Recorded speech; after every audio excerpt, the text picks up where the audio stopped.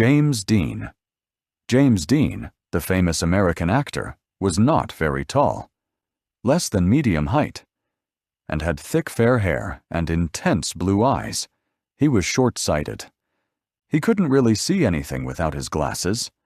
James came to Hollywood when he was 18, hoping to get into films.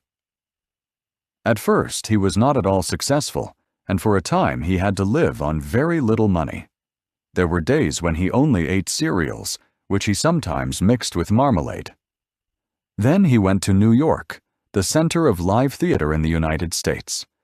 He got a part in a play and was seen by the great director, Elia Kazan.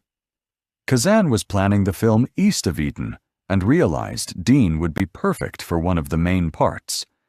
Dean was difficult to work with. He was also an eccentric person. He always wore the same overcoat and jeans, rarely shaved, and had only 1 or 2 friends. He sometimes didn't talk to anybody for days. When he went to parties, he often brought his bongo drums with him. Then he sat in a corner, took off his glasses because he didn't want to see anybody, and played the drums all night without saying a word. He went back to Hollywood to make East of Eden and then made 2 more films, Rebel Without a Cause and Giant. His co-star in the last film, Rock Hudson, later said, "I didn't like Dean particularly. I didn't like working with him either.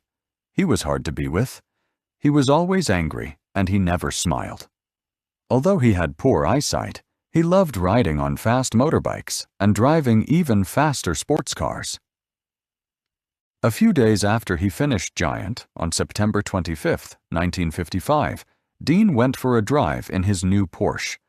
The sun was going down, so the light was poor, and unfortunately, Dean was not wearing his glasses. Suddenly, he saw a car in front of him. It was slowing down to turn into a side road. Dean tried to slow down too, but it was too late.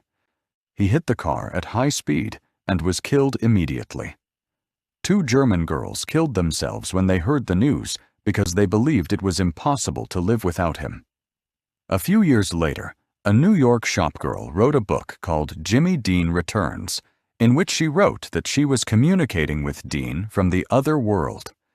500,000 copies of the book were sold. It was only the beginning of a strange legend that goes on, even today.